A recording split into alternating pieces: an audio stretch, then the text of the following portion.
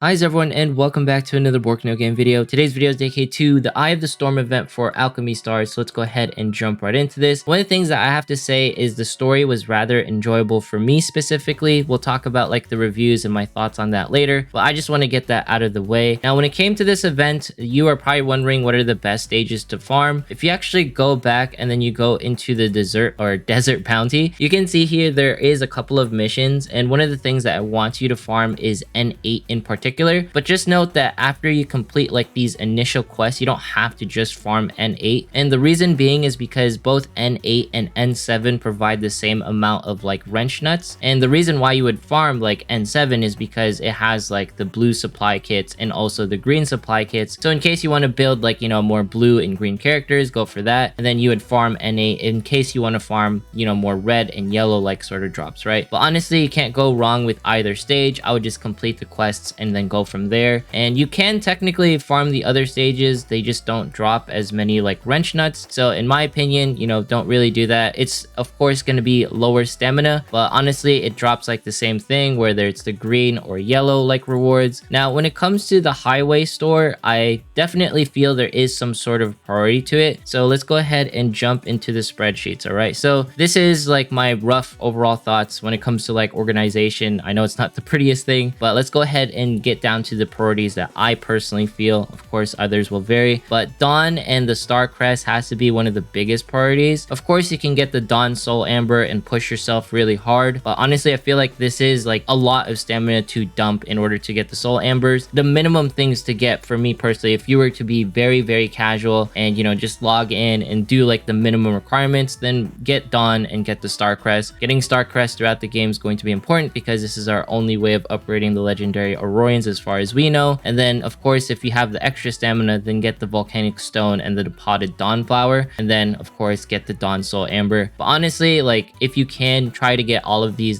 are probably the most like limited items that you can get from the actual store. And then when it comes to like medium priority, I feel like everything here is pretty great except for like the Jasper, because you know Jasper you can get from like the EXPs and all the different things. It's not as difficult to obtain as something like, you know, these T4 mats or the T3 mats that are being showcased here. And then low priority is essentially everything except the Nitium Thunder Powder and the Rediesel, because these two are gifts, and gifts can be, you know, they're pretty hard to obtain in some ways. And then everything else you can farm, like the Colossus Patch, the Sublime, and the Nitium. So here's going to be like the highway store list. I just sort of broke it down like numbers wise, and if you're wondering what are these side numbers, so I pretty much took like the total, which is like Dawn Soul Amber is like 3,000 a pop, and then I multiplied that by 4, you get 12,000. So I did that exactly with the potted Dawn Flowers, so you know 1,000 times 6, and then we came to this total for how much everything is going to cost. You can see all like the different highlighted items, and in general it should be roughly 33,000 wrench nuts, and it should come out to be roughly 3,300 stamina if you're farming like the 30 stamina stages right here, which will give you, you know, 300 wrench nuts. I feel like that's definitely a lot of stamina. My only thing was when I was filling out like the actual forms and stuff, and I was just like, give us more stamina. That's like the only thing. And obviously they have been giving us a lot of stamina in order to farm this event, but yeah, like I can definitely tell like the mainstay of Alchemy stars is going to be farming these events. This is what's going to keep you coming back and playing the game, so you can get like new characters, you can get like the Star Crest. I really do feel like this event is just a nice thing that they've done for the overall game, because it feels like this is where Alchemy Star shines, is where I can essentially grind maps and push the content as far as I possibly can within like the current state of the game. I'm not sure if people want it like more difficult, but personally as a more casual player, I call myself casual because I log in like once a day and I might play for like, you know, 20 minutes to an hour, something like that. I know people are definitely playing longer than me, so that's why I consider myself like more casual. And I still think like this event is grindy, but it's definitely a good pace because I don't have to get everything out of the entire shop. I feel like I just need to get Dawn the Star Crest, her Soul Amber, and some furniture pieces, and I can definitely be happy. And if you're wondering like the overall cost of the shop, it's definitely going to be higher than 33,000, but personally speaking I think it's still relatively doable if you're, you know, refreshing, going back over here, like jumping over here and then just refreshing some of your stamina. That is probably the best way to do it in order to maximize yourself. And then of course they're giving us like the item recoveries. We're getting these recharger packs, so I feel like these are definitely worth it to use now that you can like spam them and everything. But when it comes comes down to like the actual difficulty of this event, and you can see here I'm only at 814. That's how I know like I'm a more casual player. I feel like it's pretty well balanced and it gives everyone like something to do, and they didn't really gate like how you can farm the content for N7 and N8, which I greatly appreciate it, because I thought this was going to be really hard because I've been like more of a casual player and I thought I could not complete it, but you know, lo and behold, I can do it, and it was just nice. This is like my overall team. Everything is, I believe, like A2. I don't have anything A3. Like the way I play is different from the other content creators. All right, if you come to me, if you're like viewing me as someone who's like hardcore when it comes to gacha, I'm relatively casual, and I like to keep things casual so I don't like sort of stress myself out because I'm trying, you know, multiple gachas at once. I know like people are always curious like, Bork, how are you playing like 3, 4, 5 gachas at once? It's because I stay relatively like casual and I'm playing them, and I like how Alchemy Stars does cater to that audience, because when I was watching everyone play, I was like, oh my god, people are like A3ing everything, people are beating like their spirals already, and I'm over here like I haven't even beat 814. I barely touched like most of my spire. In case you were wondering like where am I at progression wise, that's where I'm at. And personally, I'm happy playing Alchemy Stars like this because it sort of gives me a way to like, you know, play like a more strategic gacha in a more casual way. And generally when I'm playing gachas, I also want to keep things more casual because I feel like that's more realistic for me personally, because I have a lot of stuff going on and whatnot. But I'm curious how you guys are taking like the Eye of the Storm event. So do some of you guys like want it more grindy? Do you guys want it to be harder? Personally, I feel like they struck a pretty good balance. And when it comes to the new characters, I briefly looked over them. They don't look like crazy strong. Like they don't look like mid-guard levels of strong, except for Eve with her stun. That looked really, really cool. Sansa seemed like a typical sort of DPS, but this is me just like giving like my first thoughts. I did not break down like any of their skills or anything like that. So please take like my opinions on the new characters with a grain of salt, because honestly speaking, I saw them, I looked over them, and I was like, they just don't seem like must pulls in my opinion. They just seem like fun collectible characters. And I like how Sansa has like the Gurren like sort of like faction or Gurren like thing tagged to his name, because he definitely reminds me of Kamina. I'm pretty sure that's what it was from Gurren Lagann, and I'm a huge like anime fan, and the fact that he looks like, you know, Kamina was absolutely amazing. I'm probably butchering the way you're pronouncing it, but at the end of the day, I'm just happy with the way like this event turned out, because there's definitely something for everyone to participate in, and overall it also feels like you're not missing out too much in case you don't want to pull for these characters. And if you're wondering, these two characters are going to be going into the general banner, so you don't have to worry about like missing out on them and them not coming back. Both of them will go to the mainstay banner, so there will be future iterations of being able to obtain them. So we'll see when they actually add like limited characters, and it sort of makes sense that these two are not going to be, you know, limited characters, mostly because I feel like he's gonna play a grander role in the story, and it also feels like they want to, you know, slowly add characters. They don't want to just like dump like these overpowered characters as we are going through the game, which I greatly appreciate, because it really tells me that the devs are paying attention to like the way people are playing the game. And I like that they are also doing like their survey form for like the actual Alchemy Stars event, because it really shows like how much they care and how in tune they are with their audience, because there's not a lot of gacha games that, you know, give us a feedback form right on the first event. You know, they didn't include anything about the summons, which is kind of funny, but that's totally fine. Overall, I think they did a great job with this event. Maybe there could be some things that they could improve upon, like giving us more stamina, but personally speaking, I don't think that's really something that needs to be greatly improved upon. I think like the overall difficulty and the overall like barrier to entry is easy, and getting everything seems to be within a seizable or sizable feat in my opinion. Anyways, if you made it this far in today's video, consider subscribing, dropping a like, leaving a comment, follow me on Twitch, follow me on Twitter. If you are pulling on the banners, good luck to you. Thanks so much for watching, and have yourself a fantastic day.